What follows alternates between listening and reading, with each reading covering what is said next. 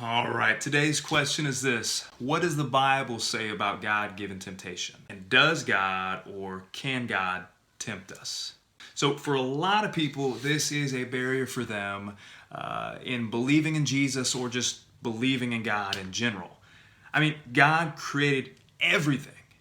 And since evil exists in this universe, what do you do with that? Like, did God create evil? And does God tempt us? I mean, that's kind of the line of thinking. But before we go down that train of thought, I want you to think personally for a second. Would you ever want people to assume things about you that you have never done or never said? No, and we shouldn't do that with God either. So let's go to the Bible to see what he said about himself and what he's done throughout the course of history. So James 1:13 through 14 says this. Let no one say when he's tempted, I am being tempted by God. For God cannot be tempted with evil. That's huge. And he himself tempts no one. But each person is tempted when he is lured and enticed by his own desires. All right, so think about that for a second. What does that say? What does that tell us about who God is? Well, it tells us that God does not desire evil. And therefore, because he doesn't desire evil, he has no reason to tempt us. There's nothing in God that would make him want to tempt you because he doesn't want to lead you down a path that will ultimately end in evil. There's not that in his character. So each person has to own up to that when they're following, here's some imagery here, where the breadcrumbs lead you, when you see that first temptation and you keep going and you keep taking the bait, if you will, you're making that decision. You can't point the finger at God and say, God made me do it. God put that in front of me. No. In fact, our next verse is going to show us that there's always hope. There's always a way out. God is not the one who tempts you. He's the one who helps lead you out of temptation. 1 Corinthians 10:13 says this. No temptation has overtaken you that is not common to man.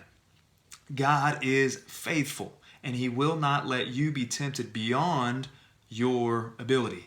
Let me say that one more time.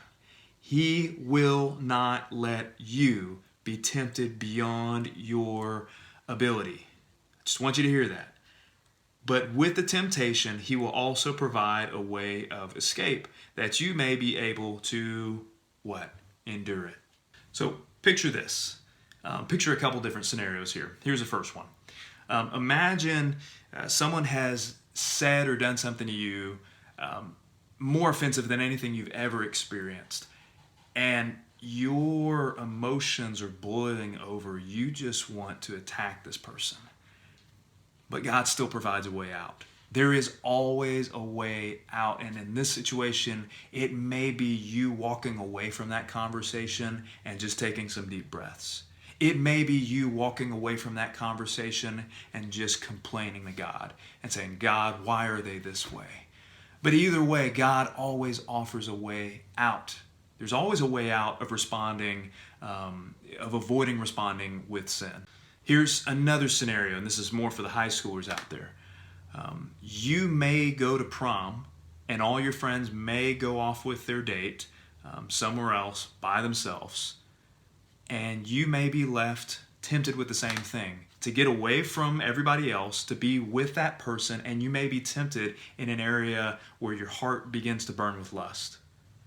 And you need to walk away from that. God still provides a way out. It may be you staying where you were in public around other people. It may be you taking your date home early. I'm not sure exactly what that's going to look like, but God always provides a way out. There is never an excuse for sin. Ever. Ever. If you're a believer, you have the Holy Spirit. You have the power to overcome that sin. There's always a way out. But here is the antidote to temptation. We see it in the next verse. Galatians 5:16 says, But I say, walk by the Spirit, and you will not gratify the desires of the flesh. This is to, moment by moment, walk with God. Live for him. And here's what you'll find. If you walk with God, you'll get to experience life in a much more full and fulfilling way than if you live for yourself. Because you were not meant to live for you. You were made to enjoy an eternal being forever, starting now. And so this is the key, to walk with God. And as you walk with God, you won't gratify the desires of the flesh. So my challenge for you is to enjoy a pure relationship with God, not compromising yourself and saying, God, you're the one to blame. It's not my fault that I sinned. No. Take ownership for it. Enjoy God and walk with Him so that you will not gratify the desires of the flesh.